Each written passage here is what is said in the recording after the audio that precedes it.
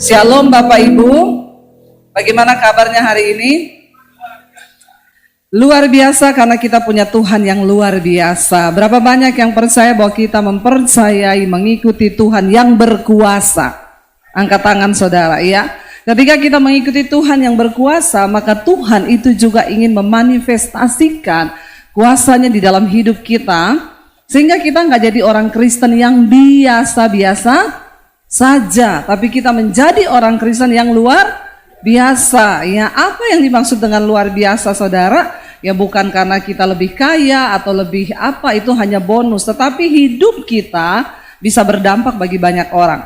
Kita baca dulu bersama Efesus pasal 3 ayat yang ke-20 dan ayat yang ke-21. Efesus pasal 3 ayat 20 dan ayat yang ke-21 kita baca bersama saudara. Firman Tuhan di sana berkata demikian ya. Baca sama-sama 1, 2, 3. Bagi dialah yang dapat melakukan jauh lebih banyak daripada yang kita doakan atau pikirkan, seperti yang ternyata dari kuasa yang bekerja di dalam kita. 21.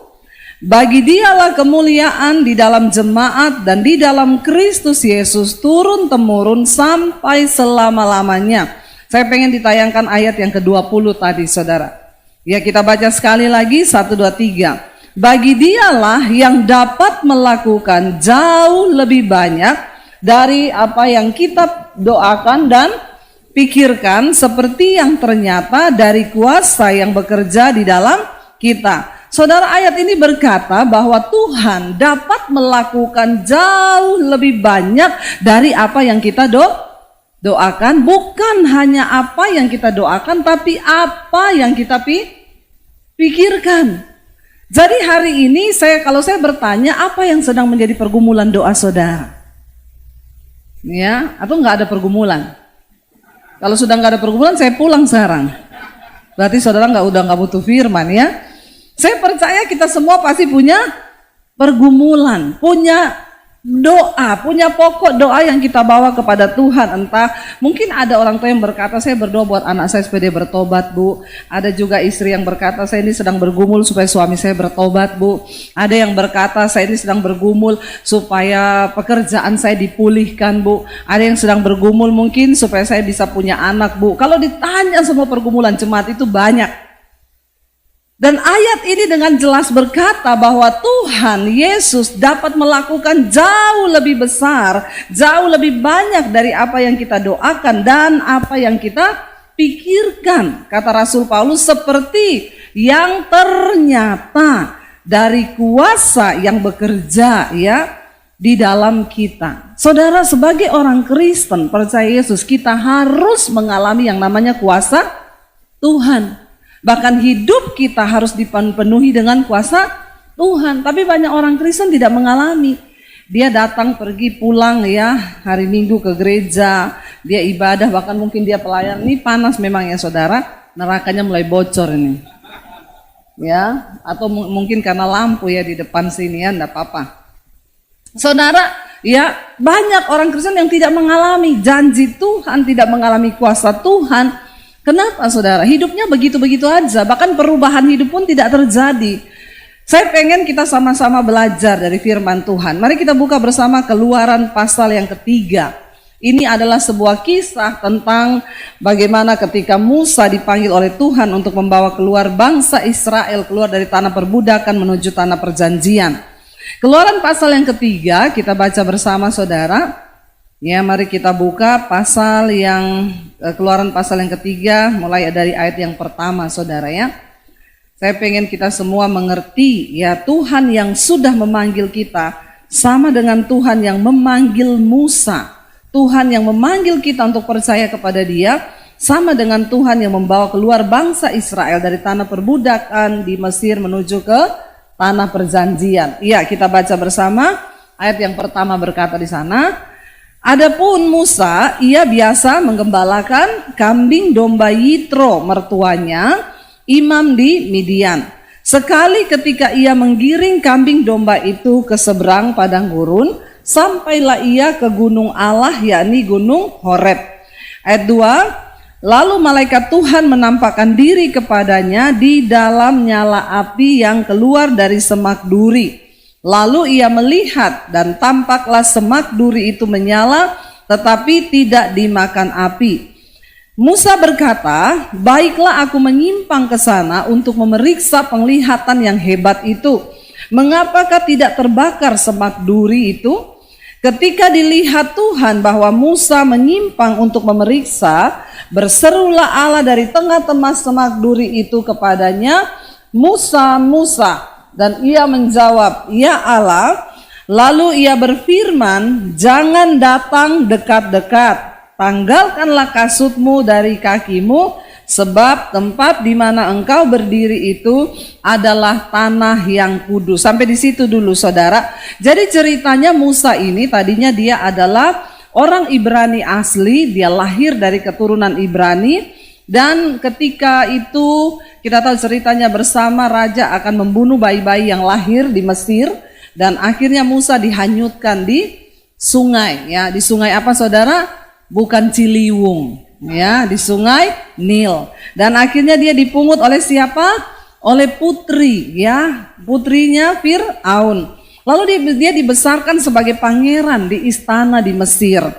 Ketika itu Musa sudah bertumbuh menjadi dewasa, dia melihat-lihat keluar, kok orang Mesir ini memperbudak orang Ibrani. Mereka memukul dengan tidak ada peri kemanusiaan, mereka dijajah, diperbudak. Satu saat ketika Musa melihat ada orang Mesir yang sedang mengganggu orang Israel, sedang berlaku tidak semena-mena, Musa membunuh orang Mesir itu. Lalu mayatnya dikubur, ditaruh ditanami dengan pasir.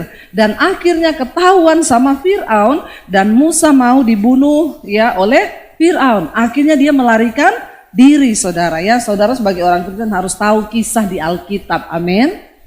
Ya, mau cerita sama orang nggak ngerti, lebih ngerti drama Korea. Ya, kalau cerita tentang drama Korea, kamu tahu nggak sih ini itu akhirnya dia selingkuh loh sama ini. Saya tuh banyak lihat orang Kristen tuh begitu ya. Tapi kisah Alkitab tuh nggak tahu. Ya, maka bertobatlah. Makanya tolong subscribe channel Debbie Basir TV. Supaya saudara belajar setiap malam jam 8 malam itu ada pendalaman Alkitab. Ya, dari kitab Kejadian sekarang sudah di Hakim-Hakim saudara. Dan akhirnya ketika Musa melarikan diri, sampailah dia di daerah Midian. Lalu dia ketemu dengan seorang wanita yang menjadi istrinya Sepora, dan itu ternyata dia disuruh menggembalakan kambing domba mertuanya.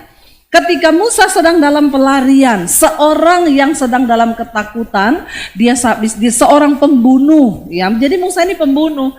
Dia lari karena mau dibunuh sama Fir'aun. Dalam pelariannya Tuhan menjumpai Musa. Jadi ketika Tuhan menjumpai engkau, tidak peduli berapa buruk masa lalumu, nggak peduli hidupmu dulu seperti apa, yang terpenting adalah titik baliknya waktu engkau dijumpai Tuhan secara pribadi, hidupmu harus mengalami perubahan. Ya, makanya semua orang Kristen wajib dan harus punya pengalaman pribadi berjumpa dengan Tuhan Yesus. Jangan cuma beragama Kristen. Kenapa kamu jadi Kristen? Ya memang saya lahir bu udah Kristen. Begitu ceprot langsung teriak haleluya. Ya susah saudara. Banyak orang Kristen gak punya pengalaman pribadi, cuma jadi Kristen tok, tapi gak punya. Padahal kita harus punya pengalaman berjumpa dengan Tuhan secara pribadi. Itu akan menjadi bekal kita bersaksi kepada banyak orang. Musa seorang pembunuh, lagi dalam pelarian. Tiba-tiba Tuhan menampakkan diri kepadanya. Ada api yang menyala di semak duri, tapi semak itu tidak terbakar. Lalu Musa kaget, lu ada api, kenapa tapi nggak terbakar? Dia tertarik untuk menyelidiki ada apa di situ. Ketika Musa mendekat, tiba-tiba Tuhan berseru kepadanya, Musa, Musa, tanggalkanlah kasutmu, sebab tempat di mana engkau berdiri itu adalah tempat yang kudus. Pertama kali Tuhan memanggil hidup kita, maka yang pertama Tuhan akan lakukan dalam hidup kita adalah menguduskan hidup kita. Sebelum kita menerima kuasa, kita harus dikuduskan terlebih dahulu. Makanya orang yang berjumpa dengan Tuhan secara pribadi, tahap pertama, dia dikuduskan oleh Tuhan, baru boleh melayani Tuhan. Sekarang banyak orang tidak kudus berdiri di mimbar. Ya, sembarangan berdiri di mimbar, dia turun, dia berzina, dia selingkuh, dia homoseksual, dia lesbi, bertobat saudara. Ini Pak, ini bukan panggung, ini mimbar. Makanya para pelayan Tuhan saya mau bilang, engkau mau gagah-gagahan di sini, mau apa? Ingat Tuhan yang menilai hidup kita. Tuhan yang menilai, nggak usah pura-pura, karena kita bisa pencitraan sama orang, tapi sama Tuhan tidak bisa saudara. Ketika pertama kali Tuhan memanggil hidup kita, maka proses pertama yang akan Tuhan lakukan adalah Dia suruh kita untuk menguduskan diri, karena Allah kita adalah Allah yang kudus, dan tanpa kekudusan tidak mungkin kita mengalami perjumpaan dengan Tuhan. Syaratnya hidup kudus, buang dosa. Ya, yang masih suka selingkuh, enggak usah angkat tangan. Di dalam hati saja bertobat. Ya, hati-hati Bapak Ibu, kita ini ada saatnya nanti satu saat kita semua mati, dipanggil Tuhan. Dan tidak ada satupun yang tahu tanggal matinya kapan. Ada di sini yang tahu tanggal matinya tanggal berapa? Nggak ada yang tahu kan?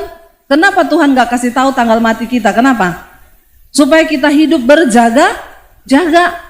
Karena kalau Tuhan kasih tahu kamu mati nanti umur 50 lebih 1 hari. Saya yakin ini orang berdosa sampai umur 50 pas 1 harinya dia kosongin untuk bertobat. Karena mau mati. Ya, berdosa terus, tiba-tiba besoknya mau mati, kudus dia. Pakai baju putih-putih, ketemu orang, mau kemana kamu? Haleluya. Ya, kenapa lu beda? Shalom. Kenapa tiba-tiba jadi begitu? Besok mau mati. Ya, kalau orang tahu besok dia mau mati, pasti hari ini dia mau kudus. Benar nggak Bapak Ibu? Ya, kan masalahnya Tuhan nggak kasih tahu tanggal mati kita tanggal berapa, makanya kita harus berjaga-jaga. Teman saya kemarin tuh saudara, suaminya meninggal, lagi di kamar di atas mainan handphone. Istrinya bilang, Pak aku ke bawah dulu siapin sarapan. Oh iya lagi mainan handphone. 30 menit istrinya siapin makanan, naik ke atas udah mati lagi pegang handphone di kasur. Siapa yang tahu coba ya hidup ini, betapa singkatnya hidup kita. 30 menit tok, nggak ada yang tahu. Amin Bapak Ibu. Nggak usah lihat kipas angin, lihat saya saja. Inilah terbukti kekepoan orang Kristen ya. Ini cuma ngurus kipas, nggak usah dilihat, lihat saya saja ya. Jangan gagal fokus. Haleluya, puji Tuhan, angin sorga berhembus. Oh ya, dahsyat saudara ya. Terima kasih ya Pak, upahmu besar di sorga dan juga di bumi. Kalau cuma di sorga kelamaan. Bapak Ibu, akhirnya saudara kita melihat nggak ada yang tahu hidup ini ya.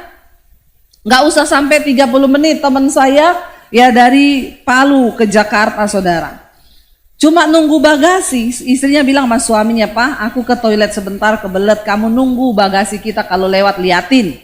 Nunggu di bagasi, istrinya ke toilet ya nggak ada 10 menit, balik, loh suamiku kok nggak ada ya, itu orang berkerumun kenapa ya?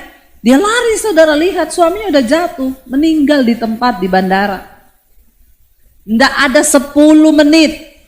Kenapa kita harus hidup takut akan Tuhan? Karena kita nggak pernah tahu apa yang akan terjadi bahkan 1 menit ke depan. Katakan amin. Jangan sombong bikin dosa terus, bertobat. Ya, Musa dikatakan Tuhan, tanggalkan kasutmu sebab tempat di mana engkau berdiri itu adalah tempat yang kudus. Kita datang ke gereja, kita tahu kita mau berjumpa dengan Tuhan. Maka betapa penting hidup kita harus kudus saudara. Orang yang hidup dalam kekudusan, mereka lah yang akan mengalami kuasa Tuhan. Gak mungkin saudara kita akan mengalami kuasa Tuhan kalau kita gak kudus.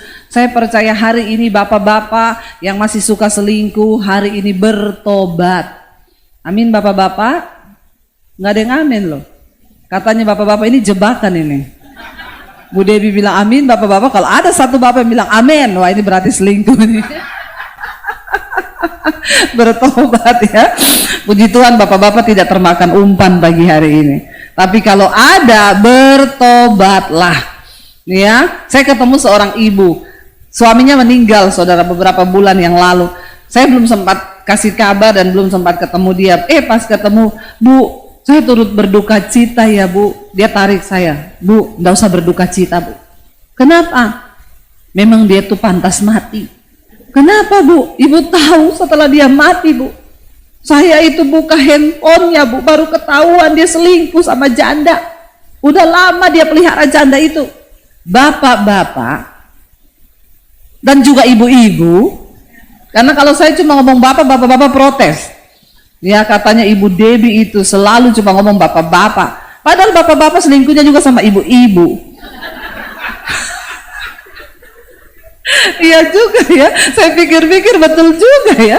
Bapak-bapak selingkuh, tapi sekarang juga banyak bapak-bapak selingkuh Joko sama Bambang. Ini lebih parah lagi nih ya. Bahaya loh, memang bener ada loh yang konseling sama saya istrinya. Saya tuh curiga suami saya selingkuh Bu. Tiap malam itu handphone dipegang. Setelah saya selidiki Bu, ternyata selingkuhnya sama cowok. Ngeri loh, ini dunia akhir zaman benar. Lalu saudara baru ketahuan setelah mati. Jadi bapak-bapak, ya karena ini yang kasusnya ibu-ibu ya, makanya saya ngomongnya sama bapak-bapak dan juga ibu-ibu, hati-hati. Kalau engkau mati satu saat nanti, semua akan terbuka. Karena Tuhan berkata, tidak ada satupun yang tersembunyi yang tidak akan dibukakan. Semua pasti terbuka. Jadi sebelum Tuhan yang buka, mending kita bertobat. Amin. Ya, bertobat. Ya, banyak orang bilang gini, kenapa ya Bu orang-orang baik itu matinya cepat? Tidak semua saudara. Ya, memang orang yang berdosa itu kayaknya matinya lama. Karena saudara ya firman Tuhan berkata Tuhan tidak berkenan pada kematian orang fasik, tetapi pada pertobatannya. Kenapa orang-orang itu yang jahat tidak mati-mati? Karena kita lihat nih jahat tapi kok tidak mati-mati ya. Karena Tuhan masih kasih kesempatan. Tapi kalau nggak tobat juga, maka ya Tuhan cabut loh nyawanya. Itu isunya cerita sama saya. Ibu tahu Bu, 2 minggu sebelum suami saya kena serangan jantung, mati mendadak, itu saya tuh berdoa. Saya tuh bertanya sama Tuhan, Tuhan kenapa ya usaha kami kayaknya baru mau maju, sudah ada tantangan. Kayaknya begini sudah begini. Kenapa ya Tuhan? Lalu saudara, ya Tuhan itu menjawab dia. Tuhan tuh ngomong, katanya Tuhan jawab gini, ya bukan tanganku kurang panjang untuk menolongmu, bukan telingaku kurang tajam, tapi dosamu itu yang menjadi penghalang. Lalu dia bilang ke suaminya, dia bilang, Pak aku tuh berdoa kayak begini, Tuhan tuh bilang begini, ya kamu ada nggak dosa yang kamu sembunyikan? Wah marah suaminya, saudara, nggak terima. Ngapain sih kamu kayak gitu-gitu ngomong dosa. Biasanya bapak-bapak kalau ditanya marah biasa betul itu ibu-ibu. Ya, jadi bapak-bapak nggak usah emosi kalau memang nggak benar ditanya istri, jawab aja. Ya jangan bilang istri saya ini terlalu cerewet. Memang istri itu pengawasnya suami. Tuhan tempatkan di sampingmu untuk menjadi penolong. Makanya bersyukur kalau dapat istri itu yang sayang, mencemburui. Itu berarti dia menjaga bapak-bapak. Amin. Tapi ibu-ibu juga jangan kebangetan ya. Di mana suaminya pergi, di mana kamu? Video call, coba. Tak lihat, bener nggak? Video call. Ya, video call. Ngeri saudara ya. Video call juga, walaupun di video call kalau memang bapaknya itu tukang berbuat jahat. Saya pernah sama suami pelayanan ketemu pejabat saudara. Mereka masuk ke ruang VIP di ruang tunggu. Ada 3 pejabat, ya ada SPG cantik juga 3. Diikuti ajudan. Ya masuk ke ruang VIP, saya colek suami saya. Pejabat dengan 3 cewek-cewek. Ya begitu naik, kebetulan kami pelayanan waktu itu dibeliin kelas bisnis kelas. Ya bukan saya yang minta, dikasih saudara. Saya mintanya ekonomi, tapi dikasih bisnis ya sudah nikmati aja ya. Tapi jangan pendeta minta bisnis kelas, minta aja ekonomi, dikasih bisnis itu anugerah. Tapi di ekonomi juga anugerah, sama-sama anugerah. Akhirnya kami duduk di belakangnya mereka persis nih bapak. Ceweknya SPG duduk di ekonomi, mereka duduk di bisnis kelas. Begitu duduk dia video call sama istrinya. Saya lihat dengan mata kepala sendiri nih. Halo mah, papa udah di pesawat ya mah ya. Oh iya, nih lagi sama bapak ini di samping. Bapaknya gini, halo ibu. Oh iya ya bu, pak titip suami ya.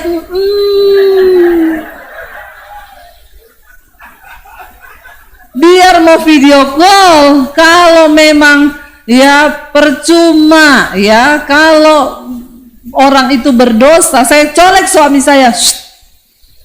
Pinter banget ya, SPG-nya cewek-ceweknya suruh duduk di ekonomi, Coba waktu di ruang VIP dia video call sama istrinya, ada cewek-cewek. Itulah saudara, istrimu mungkin tidak melihat engkau, tapi mata Tuhan melihatmu.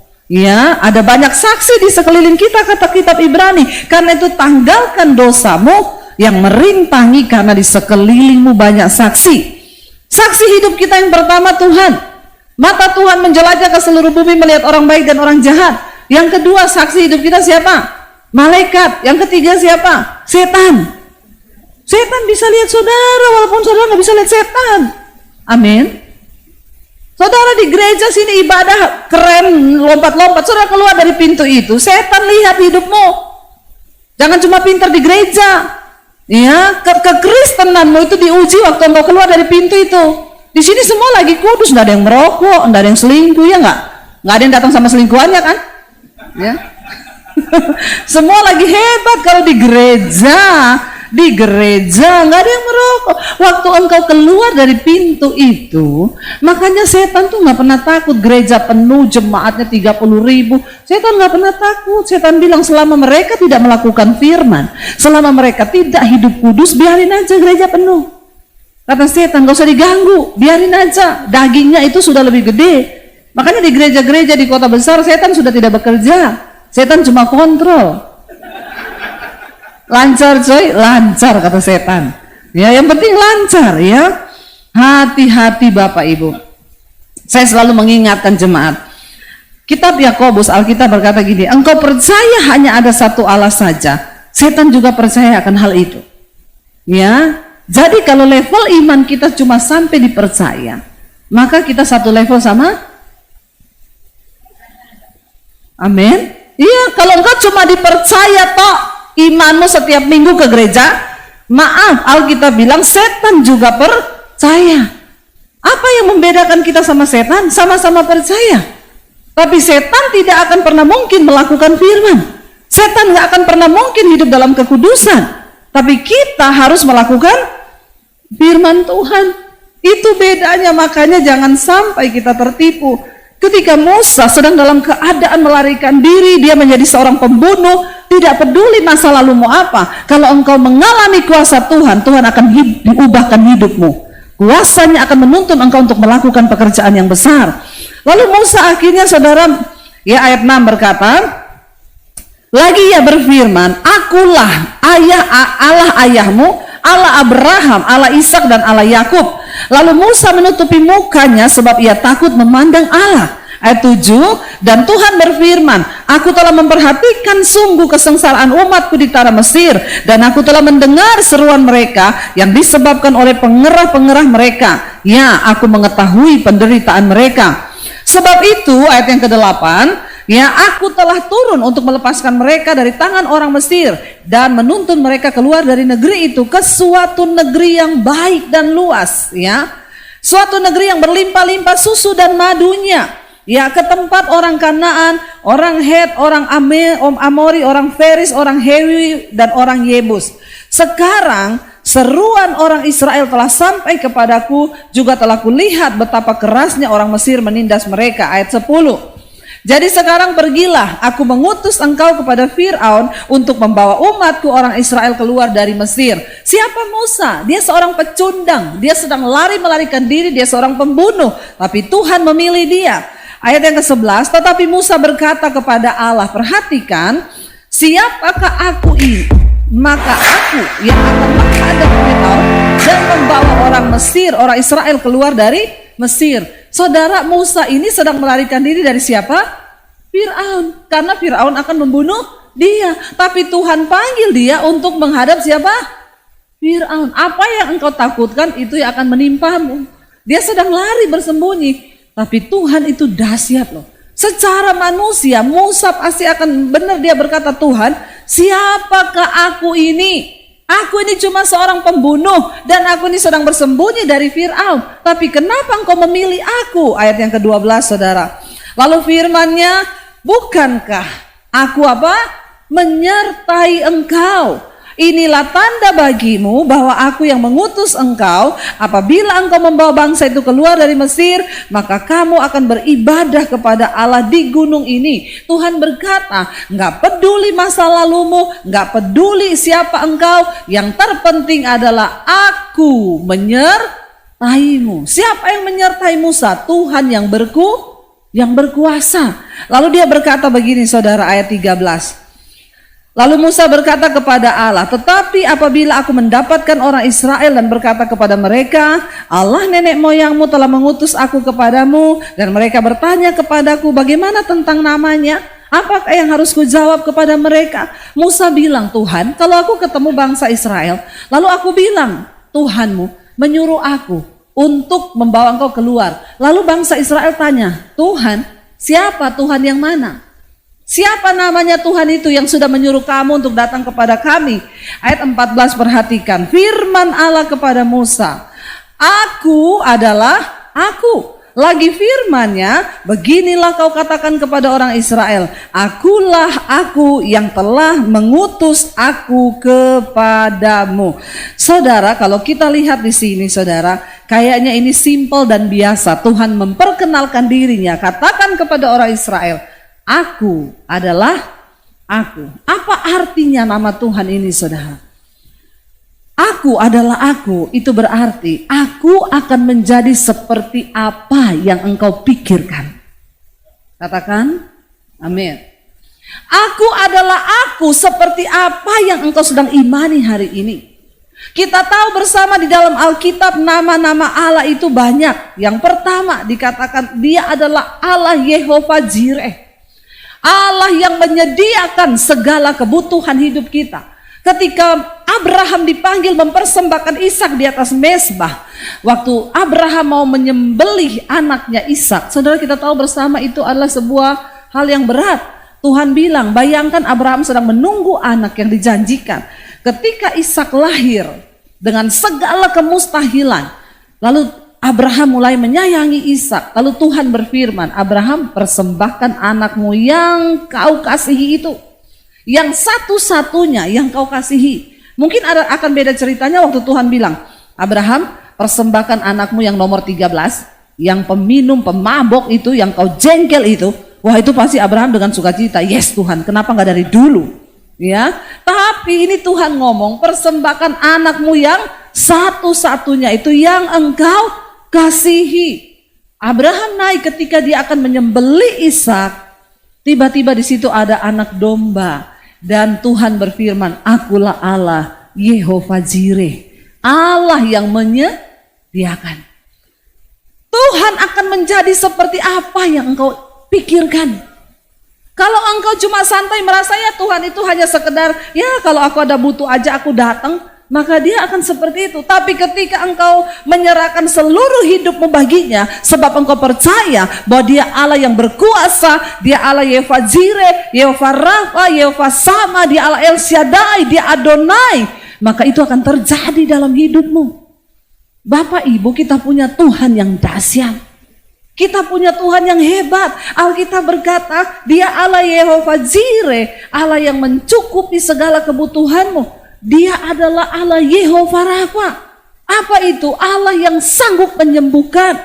Ya, Allah yang sanggup memulihkan. Imani itu, percaya itu, saudara. Lalu Alkitab juga berkata dia adalah Yehovah Nisi. Apa itu? Allah panji keselamatanku. Waktu kita imani, saudara, maka Tuhan akan menjadi seperti apa yang kau percayai, seperti apa yang kau ingini. Saya ketika masa pandemi datang, saya bilang sama suami, jalan terbaik satu-satunya kita jual rumah di Jakarta, kita pulang ke Solo. Karena saya dan suami itu hidup beriman sama Tuhan, kami ini nggak pernah digaji oleh gereja tertentu, kami bukan full timer. Tapi kami hidup dengan iman kepada Tuhan. Dan saya baru menyadari, saudara, ternyata kita ini terlalu berani selama ini ikut Tuhan. Nggak pernah ada gaji bulanan. Kami hidup benar-benar hanya, ya kami full time melayani Tuhan. Tapi ya kami hidup dari pelayanan, tapi kita bukan full timer atau digaji, saudara. Ya, dan akhirnya makanya saya ini nggak bisa beli rumah cicil, nggak bisa beli apa-apa kredit karena selalu di bank ditanya, Bu, slip gajinya mana? Saya bilang, saya ada gaji Mas. Slipnya, lah itu slipnya nggak ada. Lah Ibu gajinya dari mana? Dari sorga Mas. Lah terus slipnya gimana Bu? Lah itu dia Mas, slipnya dengan iman. Masnya bilang nggak bisa Bu, karena bank nggak bisa terima slip gaji dengan iman Bu. Kebetulan bos kami itu belum beriman. Jadi dari dulu tuh saya sulit saudara, mau beli rumah, mau beli mobil, nyicil tuh nggak bisa kredit, ya karena memang terbenturnya di slip gaji. Nah saya itu baru menyadari ketika pandemi datang, kami ini saya nggak punya tabungan, saya tidak punya emas batangan, nggak punya investasi, nggak punya deposit, nggak punya apa-apa, ya emas saya punya emas Daniel, 80 kilo ini. Tapi dijual nggak laku, nah itu dia, ya dan memang tidak dijual karena ini milik pribadi, koleksi pribadi. Saudara, jadi saya tuh bingung waktu kami menghadapi pandemi, memang itu iman diuji ya, memang ya bersyukur kalau hari ini kita masih hidup. Ya ketika pandemi datang orang semua ketakutan COVID sembunyi, saya bilang sama suami saya, nggak usah sembunyi, pertama saya juga ketakutan. Apalagi kalau sudah dengar ya masjid di sebelah rumah inna lillahi wa inna ilaihi rojiun telah berpulang. Waduh kita sudah tiap hari itu hampir 3-4 kali inna lillahi terus. Saya dalam hati saya sudah COVID semakin dekat ke rumah kita. Satu kali Tuhan tuh bicara sama saya waktu saya lagi masak. Tuhan tuh ngomong gini, itu virus tidak terlihat. Tuhan juga tidak terlihat. Tapi kenapa kamu lebih takut virus daripada takut Tuhan? Saya tersadar. Lalu Tuhan tuh ngomong begini saudara, kamu tahu nggak di pandemi ini sudah ada daftar yang akan dipanggil pulang. Kamu mau sembunyi kayak apapun, kalau kamu masuk daftar, kamu dipanggil. Tapi kalau kamu nggak masuk daftar, biar kamu kena COVID berapa kali, kamu udah mati. Jadi itu yang membangkitkan iman saya. Saya panggil suami saya bilang, sudah ada daftar Tuhan bilang.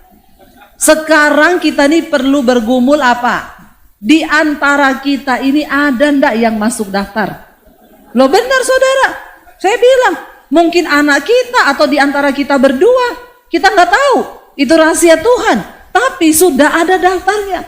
Jadi saya sudah bilang, kalau misalnya saya masuk daftar, saya mati, ya pesan saya satu, kamu ndak apa-apa kawin lagi, tapi cari yang takut Tuhan. Ya, dia sih ngomongnya gini, aku ndak akan kawin lagi. Pret.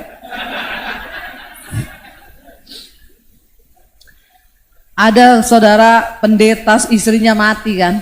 Dia tiap hari ke kuburan bawa kipas angin. Ditanya sama orang, kenapa Bapak bawa kipas angin? Istri saya berpesan, sebelum kuburan saya kering, kamu tidak boleh menikah.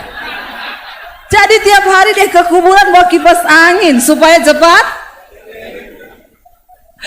dia cepat makanya itu bapak-bapak sih begitu ya.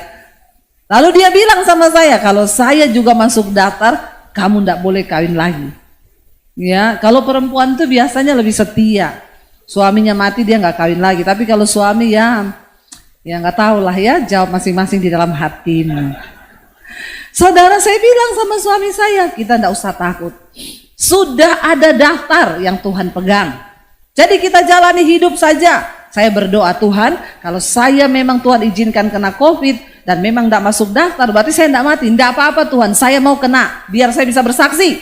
Ini orang semua sudah ketakutan seolah-olah mereka itu mati karena COVID. Mereka sudah menggantikan iman daripada Tuhan kepada COVID. Mereka pikir mereka itu mati karena COVID, padahal mati karena memang masuk daftar. COVID itu hanya cara. Jadi saya berdoa begitu, saya kena yang pertama, awal-awal baru pertama kali kena, kita ketawa-ketawa saudara. Tidak berobat, tidak ke dokter, pokoknya cuma ketawa-ketawa, nggak apa-apa, lewat. Pandemi akhirnya lockdown pertama dibuka, saya pelayanan, karena semua pendeta sembunyi. Ya. Saya pelayanan, ya teman-teman pada gini, Bu hati-hati loh. Saya lihat ibu kemana-mana pelayanan, hati-hati Bu, ini yang mati itu banyak pendeta. Dalam hati saya bilang, sudah ada daftar. Biar lupa sembunyi kemana, Tuhan yang berdaulat. Akhirnya saya pelayanan kemana-mana. Akhirnya Delta datang saudara. Kakak ipar saya meninggal di Solo. Kami pas lagi pelayanan dari Surabaya, mampir ke Solo. Pas kita di Solo, dia meninggal. Cuma 1 minggu saudara, kena lewat. Waktu meninggal langsung dikuburkan dari rumah sakit, itu pas lagi genting-gentingnya. Baru awal-awal Delta masuk itu di Jakarta, belum, awalnya di Jawa Tengah. Akhirnya habis penguburan kita bilang kita nggak usah pergi ke rumah ya istrinya karena mereka semua positif. Tapi kami dapat telepon dibilang ini istrinya karena semua orang kan tutup pintu itu. Waktu pas COVID itu mati, nggak ada satu orang pun yang beri penghiburan. Tutup pintu cuma ngintip dari jendela kan kalau ada yang mati. Itu kakaknya sudah lari di jalan gulung-gulung saudara. Saya dapat telepon dibilang kamu nggak ada yang kesini ya. Ini kakakmu nangis stres banget loh di jalan cuma 1 minggu 48 tahun. Nggak ada sakit bawaan. Meninggal karena Delta. Saya bilang sama suami saya, bukannya saya mau mencobai. Ayo kita pergi ke sana. Kenapa? Kalau nggak masuk daftar nggak mati kita.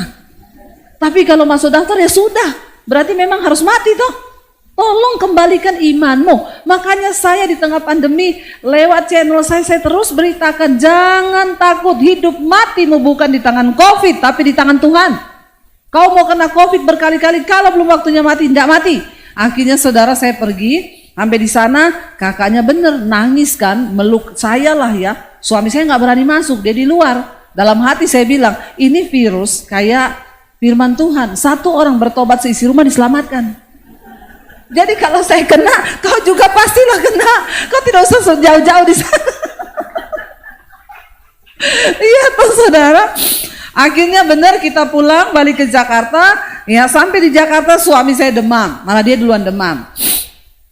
Kakak saya dari Solo telepon. Sebaiknya kamu semua PCR. Kenapa? Kita juga semua positif. Kami PCR dan benar akhirnya kami positif saudara. Tapi di situ suami saya tuh benar-benar saya takut waktu itu. Itu Delta saudara. Di Jakarta belum merebak. Ya itu baru pertama masuk. Suami saya baru kali itu lihat dia sakit. Kita sudah kena pertama loh. Saya tanya sama Tuhan, Tuhan kenapa saya kena lagi Tuhan? Tuhan bilang karena ini varian baru. Jadi kau harus coba supaya kau bisa bersaksi. Pendeta harus mengalami lebih dulu supaya bisa berkata iman. Kalau tidak mengalami, tidak usah ngomong iman. Ya, gaya-gayaan padahal tidak beriman, bersembunyi terus. Akhirnya saudara kena. Di situ saya baru lihat suami saya nggak bisa makan, terkapar di tempat tidur, pegang handphone aja nggak bisa. Ya, aduh saya lihat dia lemes, nggak bisa makan apa-apa. Ya, saya bilang sama suami saya jangan ke rumah sampai kamu ke rumah sakit. Saya terintimidasi karena ipar saya itu cuma seminggu lewat. Ya iblis itu mengintimidasi saya. Nanti habis ini dia sesak napas, harus dibawa rumah sakit kan kalau udah sesak kan, nanti mati. Kamu siap-siap aja. Saya berkatakan, sudah ada daftarnya iblis. Kalaupun kami harus mati, saya harus jalani. Tapi kalau tidak bakal ini virus bisa mematikan. Suami saya sudah tarik-tarik napas. Saya bilang, jangan sampai kamu ke rumah sakit mati. Dia bilang, kan kita percaya toh, kalau belum waktunya mati, tidak mati. Dia dikuatkan saudara. Jadi ada cerita, ada orang bunuh diri. Itu waktu pas pandemi ya. Dia lompat dari lantai 10, kesangkut di lantai 7, terpental di lantai 6, jatuh di lantai 5. Ketemunya itu sudah bersimbah darah pas paginya. Dia lompat tuh malam, dibawa ke rumah sakit. Dokter cek, nggak ada retak, nggak ada patah tulang. Nggak ada cedera apa-apa, cuma bersimbah darah karena dia kesangkut di tiang di lantai 7 itu, sobek badan ini lengannya, jadi itu yang berdarah. Cuma 3 hari di rumah sakit pulang. Suami saya itu bilang gini, itu saya yang sudah mau mati. Tapi Tuhan belum izinkan mati, nggak mati. Saya bilang iya juga ya. Jadi dia kuat saudara. Ya setelah itu saya berdoa sama Tuhan, tanya Tuhan suami saya ini mau makan apa, dia yang muntah terus. Tuhan tuh ngomong gini, dia kan suka pisang. Kasih aja pisang. Saya beli pisang, dia bisa makan gak muntah. Dari situ saya suruh makan pisang terus saudara. Makanya monyet itu tidak kena corona. Karena monyet makan pisang. Akhirnya dia sembuh. Ya saya juga akhirnya sembuh. Kita gak ke dokter. Karena waktu itu saya tanya itu obat Avigan. Udah 15 juta 1 strip. Saya bilang, kita nggak usah minum obat ya. Karena kalau kita minum obat, yang ada kita mati. Bukan karena corona. Kita sesak karena beli obat 15 juta. Uang dari mana? Sesak bener ya. Nggak tahu hidup mau bagaimana, kena corona, nggak ada pelayanan. Ya sudah, berharap sama Tuhan. Nggak pakai obat-obatan. Cuma berdoa, minum air hangat, cuma itu toh, makan pisang. Ya, Tuhan tuh baik. Dan kami perjamuan kudus waktu itu Tuhan ingatkan. Ya, kenapa kamu nggak angkat perjamuan kudus? Ya, lalu kami angkat perjamuan kudus. Malam itu saya muntah, keluar semua riak. Ya, dan besoknya saya sembuh, saudara. Dan itu saya bersaksi di situ. Ya, ternyata setelah itu Delta merebak di Jakarta. Orang-orang yang mendengarkan kesaksian saya, mereka mempraktekkan perjamuan kudus. Dan banyak sekali yang disembuhkan dengan iman pada waktu itu. Saudara, saya berpikir mau jual rumah. Saya bilang sama suami, kita jalani hidup, kita jual rumah, ya sudah, pokoknya jangan bersungut-sungut, bersyukur ada yang masih bisa dijual. Dulu enggak ada yang bisa dijual, sekarang ada rumah yang bisa dijual. Kadang-kadang kita itu, memang manusia itu ya, selalu menuntut Tuhan. Dulu nggak punya rumah, dikasih rumah, ada masalah, suruh jual rumah, marah-marah. Tuhan, dulu aku punya rumah, sekarang nggak punya. Bersyukur ada yang bisa dijual. Dulu kita semua lahir dengan tangan hampa, kita juga akan pulang dengan tangan hampa. Akhirnya saudara, di tengah masa pandemi saya sudah tidak tahu mau bagaimana. Ya, Tuhan mengangkat lewat channel YouTube kami. Satu hari channel YouTube saya itu naik 1000 subscribe. Saudara tahu 2019 Tuhan suruh saya bikin YouTube. Tuhan tuh bilang begini, cepat ambil alih dunia media untuk pekabaran Injil. Saya ini kan tidak tahu kalau akan ada pandemi 2020 kan. Saya cuma bilang sama suami, ayo kita bikin media gini. Saya coba ke Indovision ditolak, saya coba gini tapi nggak ada jalan. Akhirnya Tuhan kasih ketemu YouTube ini. Ketika kita bikin pertama kali awal-awal cuma syuting pakai handphone karena memang nggak punya peralatan. Tapi akhirnya ya kita nggak menyangka ketika saya tuh suruh bikin studio kecil ukuran 3x3 di samping kamar saya ada ruangan. Ya dulu teras, saya bilang kita bikin studio. Tukangnya bikin, saudara. Begitu studio itu jadi, itu pas Februari pas pandemi masuk. Tapi kami sudah punya studio. Dan akhirnya kami mulai syuting di situ. Awal-awal pandemi ya saya mulai tayang mesbah doa itu juga tidak secara kita cari-cari bikin konten apa enggak kepikiran.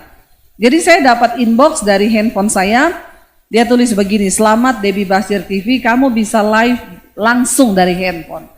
Nah saya itu iseng, saya pencet gambar kamera, tiba-tiba saya live itu di YouTube. Orang tuh masuk, Shalom Bu Debbie, waktu itu kan tayangannya mayat semua ya pandemi. Shalom Bu Debbie, ini kenapa ya Bu, ini mati-mati Bu, mau kiamat apa-apa. Saya tuh bingung karena ini kok orang udah masuk semua. Saya cuma iya ibu-ibu jangan takut ya, kita tuh percaya sama Tuhan. Suami saya tuh dari sana gini, say itu kamu live loh, itu kamu live di YouTube, matiin. Saya bingung, bagaimana saya enggak tahu ya. Akhirnya saya ngomong nguatin jemaat, waktu itu masuk kira-kira 3.000 di live ya. Akhirnya suami saya bilang, daripada kamu di situ ngapa-ngapain, main keyboard, ada keyboard situ main, saya nyanyi saudara, cuma dari handphone. Ya, dan ketika malam itu mereka bilang, Ibu besok lagi ya Bu, sungguh kita dikuatkan. Dari situ saudara, saya live akhirnya naik 5.000, naik 12.000, naik 15.000, 18.000 live. Ya, setelah itu sekarang mesbah doa tiap malam yang nonton 50 sampai 60.000. Mesbah syukur pagi mencapai 100.000. Setiap hari saya live 2 kali. Dan saya melihat bagaimana orang mengalami perubahan hidup, mengalami kuasa Tuhan. Kesaksian demi kesaksian yang mereka ceritakan tuh, wow, mereka mengalami Tuhan yang dahsyat. Saudara, saya nggak jadi jual rumah, Tuhan memberkati kami. Ya, hari ini subscribe saya hampir 650.000. Ya, kok nggak wow ya? Susah loh cari subscribe satu aja susah loh saudara ya.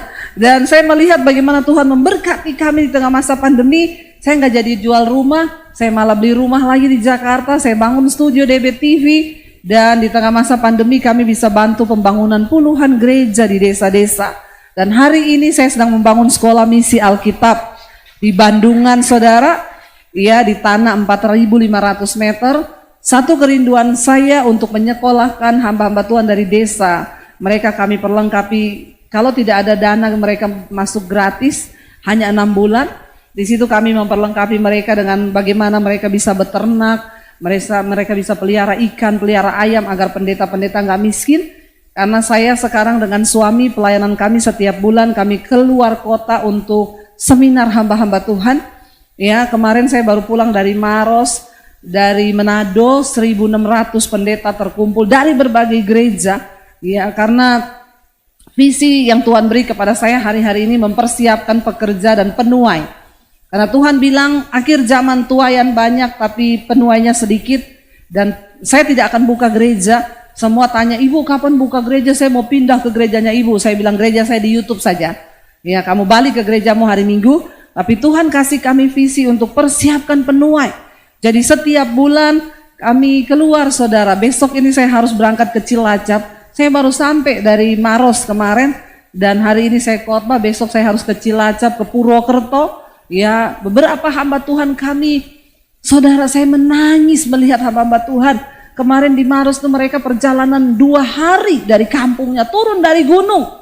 Nangis, saudara. Ada pendeta dia bilang kolekte kami bu uang 500 rupiah yang sudah tidak terbaca 500-nya. Sudah item-item, udah gak bisa dilihat ini berapa rupiahnya. Itu yang kami dapat. Kemarin ketika altar call ada seorang pendeta yang sudah mau bunuh diri. Mau menyerah di ladang pelayanan. Dan saya menangis bercucuran air mata, saudara. Kami senang hari-hari ini pergi ke desa-desa untuk melayani hamba-hamba Tuhan. Karena ternyata saudara, ya parah pelayanan mereka, banyak yang juga sudah kepahitan sama Tuhan. Nah, Tuhan taruh di hati kami, kalau hamba-hamba Tuhan sudah pahit, mereka sudah kecewa, nggak ada iman lagi, bagaimana mereka akan menangkan jiwa-jiwa. Kenapa kami terbeban? Karena ya di Toraja terkumpul 1.350 pendeta, di Poso 1.500. Ya, kami pergi, saudara. Di Makassar, di Manado, ya. Dan besok saya ke Cilacap, ke Purwokerto. Saya melihat hamba-hamba Tuhan perlu kita dukung yang ada di desa-desa. Ya, saudara, satu kerinduan saya sebelum Tuhan datang, Indonesia ini bisa dimenangkan bagi Kristus. Indonesia ini bisa dimenangkan bagi kerajaan Allah. Saya pergi ke Toraja, saudara. Di sana itu saya sedih. Kenapa? Ada satu khusus dari yang Kristen pindah ke seberang. Dan itu penuh. Kenapa mereka melakukan itu, saudara? Ya, gereja aja udah tidur, pendeta aja tidur. Tuhan tuh bilang, kalau penuainya saja tidak siap, bagaimana tuaian itu bisa ditangani? Makanya kami bangun sekolah Alkitab tuh kapasitasnya 100. Setiap 6 bulan selesai, mereka pulang ke desa, apa yang kita bisa bantu, kita bantu. Nggak punya uang, kita sekolahin gratis, tidur di situ, asrama. Waktu saya dapat visi itu saya bilang, Tuhan, saya ini siapa? Kayak Musa itu loh. Tuhan kasih saya visi untuk bangun sekolah. Saya ini bukan orang yang berpendidikan tinggi. Saya bukan MTH. Saya juga nggak dokter, nggak apa. Tapi kenapa Tuhan taruh visi itu? Tuhan tuh ngomong, aku nggak cari orang yang punya uang, aku cari orang yang punya iman.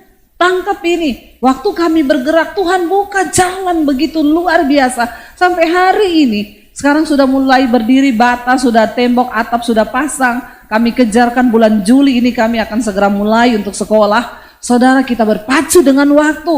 Kenapa? Tuhan udah mau datang, nggak lama lagi. Mari kita siap-siap. Mari lakukan sesuatu dalam hidupmu untuk pekerjaan Tuhan. Ya, menangkan saudaramu, keluargamu. Layani orang-orang di sekelilingmu. Jangan hidup bagi dirimu sendiri. Jangan habiskan semua yang kau punya untuk memenuhi segala keinginan pribadimu. Tapi mulai berpikir untuk kepentingan Tuhan, saudara. Lihat orang-orang di sekelilingmu. Mereka membutuhkan Tuhan, jamahan Tuhan. Ayo, kita semua sedang dipersiapkan menjadi pekerja-pekerja di akhir zaman. Saudara harus mengalami kuasa Tuhan. Saya mau baca ayat yang terakhir. Akhirnya Musa berjalan dan dia mengalami Tuhan, saudara. Mari kita lihat bersama Roma pasal yang ke-8. Ayat yang ke-10 di sana dikatakan begini sampai ayat yang ke-11 saudara. Ya, Roma 8 ayat 10 dan ayat 11, baca bersama Roma 8 ayat 10 dan ayat yang ke-11. 1, 2, 3. Tetapi jika Kristus ada di dalam kamu, maka tubuh memang mati karena dosa, tetapi roh adalah kehidupan oleh karena kebenaran. Ayat yang berikutnya, dan baca bersama, jika roh Dia yang telah membangkitkan Yesus dari antara orang mati diam di dalam kamu, maka Ia yang telah membangkitkan Kristus Yesus dari antara orang mati akan menghidupkan juga tubuhmu yang fana oleh rohnya yang diam di dalam kamu. Saudara, ayat ini begitu powerful. Dikatakan roh yang membangkitkan Yesus dari kematian ada di dalam diri kita. Wow enggak? Wow, tapi banyak orang Kristen tidak menyadari ini. Kalau engkau mengerti bahwa roh yang membangkitkan Kristus Yesus dari kematian ada di dalam diri kita, masa sih engkau gak bisa berhenti dari rokok? Masa sih engkau gak bisa berhenti dari persinahanmu?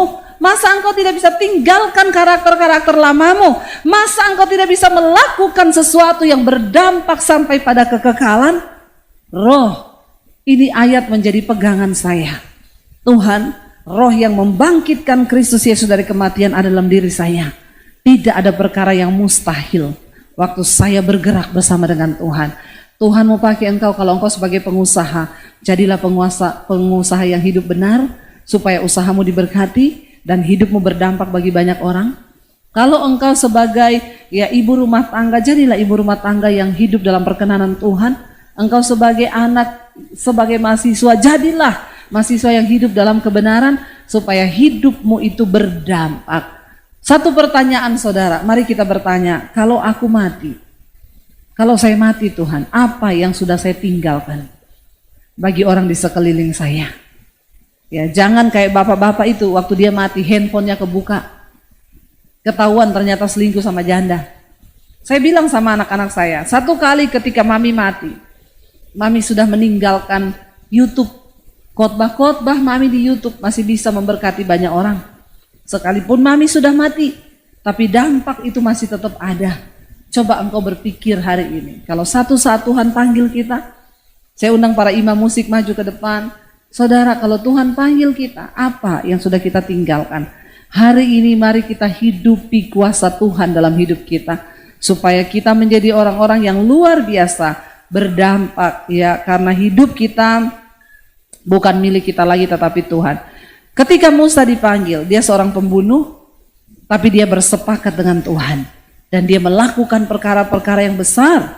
Dia membelah laut. Dia melakukan sesuatu yang dahsyat. Dia bawa bangsa Israel keluar dari tanah perbudakan. Hari ini kita mau katakan di hadapan Tuhan, aku punya Tuhan yang besar. Tuhan yang telah berjanji dan dia pasti sanggup menggenapi. Asalkan kita bersepakat dengan Tuhan, pasti saudara engkau mengalami kuasanya. Bangkit berdiri bersama. Hampiri Tuhan, mari tutup matamu dalam hadirat Tuhan. Saudara gak peduli masa lalu, tidak peduli kegagalan yang pernah engkau alami. Waktu engkau ketemu dengan Tuhan, Dialah yang punya kuasa yang besar. Dia punya kasih yang luar biasa. Dia mau mengubahkan saudara dan saya. Kita semua dulu adalah sampah, tapi Tuhan mau pakai hidup kita untuk melakukan sesuatu yang besar.